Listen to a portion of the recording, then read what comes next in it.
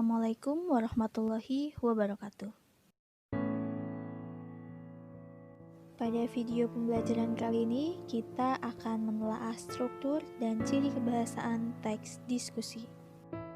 Struktur teks diskusi terbagi menjadi 3. Yang pertama adalah pengenalan isu, merupakan suatu penjelasan awal mengenai topik atau masalah tertentu yang bersifat kontroversial, baik pro maupun kontra.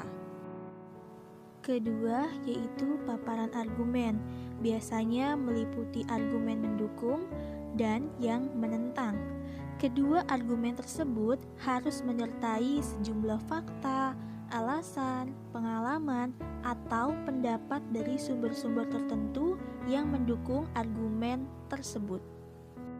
Dan yang terakhir adalah simpulan, biasanya berisi rangkuman atau rumusan jalan tengah antara argumen yang mendukung dan yang menentang. Di dalamnya mungkin pula bisa disertai dengan saran-saran dari berbagai pihak. Pembahasan selanjutnya yaitu ciri kebahasaan teks diskusi yang terbagi menjadi 6 bagian.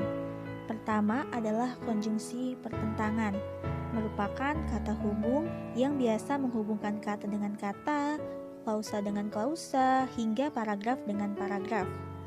Kata hubung di sini bersifat pertentangan. Contohnya, melainkan, sedangkan, akan tetapi, namun. Kedua, menggunakan kata hubung yang menyatakan alasan. Contohnya seperti sebab, karena, oleh karena. Ketiga, banyak menggunakan kata teknis yang berkaitan dengan masalah atau fokus diskusi. Misalnya, fokus diskusinya mengenai global warming, maka kata yang sering muncul adalah atmosfer, suhu, gletser, dan fenomena.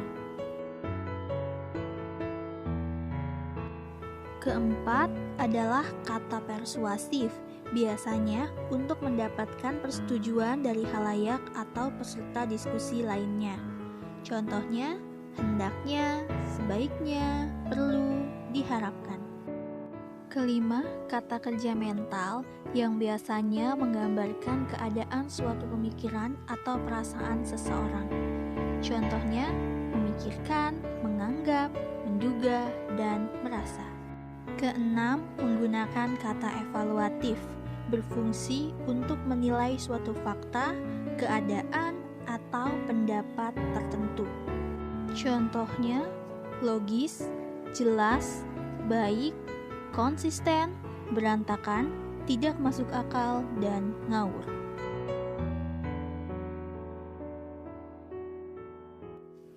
Pada teks diskusi makan mie instan dicampur nasi, paragraf pertama terlihat berwarna merah.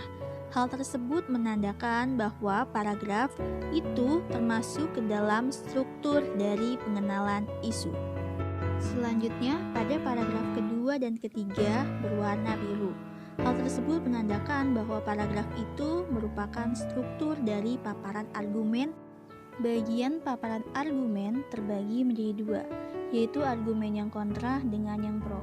Pada paragraf kedua dan ketiga termasuk ke dalam bagian argumen yang kontra. Argumen tersebut tentunya disertai dengan fakta, alasan, serta pengalaman yang terdapat pada paragraf kedua kalimat pertama, yaitu makan mie instan yang dicampur dengan nasi dapat meningkatkan resiko diabetes.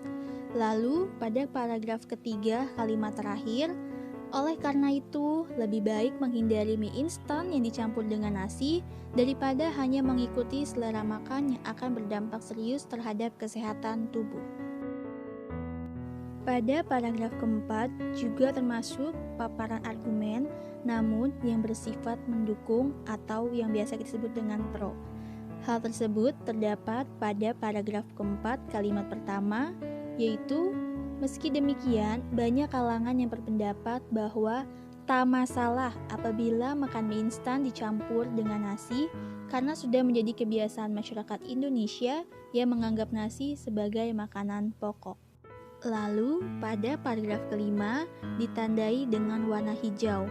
Hal tersebut menyatakan bahwa paragraf itu termasuk masuk ke dalam struktur simpulan yang berisi rangkuman atas argumen mendukung dan yang menentang. Berikut ini adalah hasil dari menelaah ciri kebahasaan teks diskusi.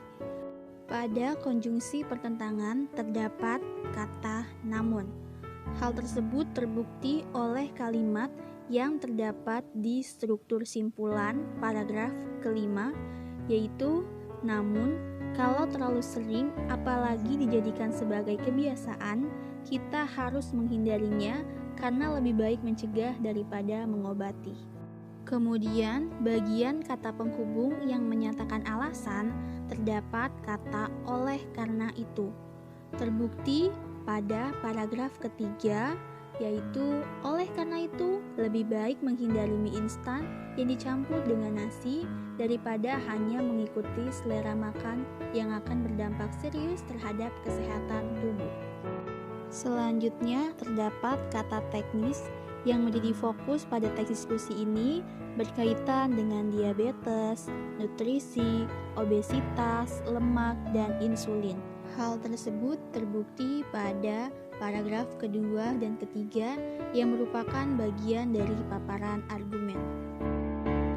Ciri kebahasaan berikutnya adalah perlu. Hal ini dibuktikan pada paragraf kelima.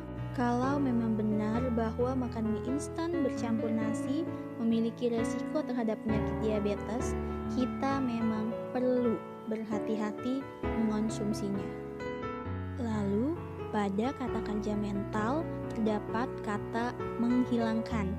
Hal ini dibuktikan pada paragraf ketiga yang kalimatnya adalah selain dapat menghilangkan rasa lapar, mie instan juga bisa menghemat waktu. Terakhir, menggunakan kata evaluatif yaitu baik. Hal ini dibuktikan pada kalimat di paragraf ketiga dan paragraf kelima.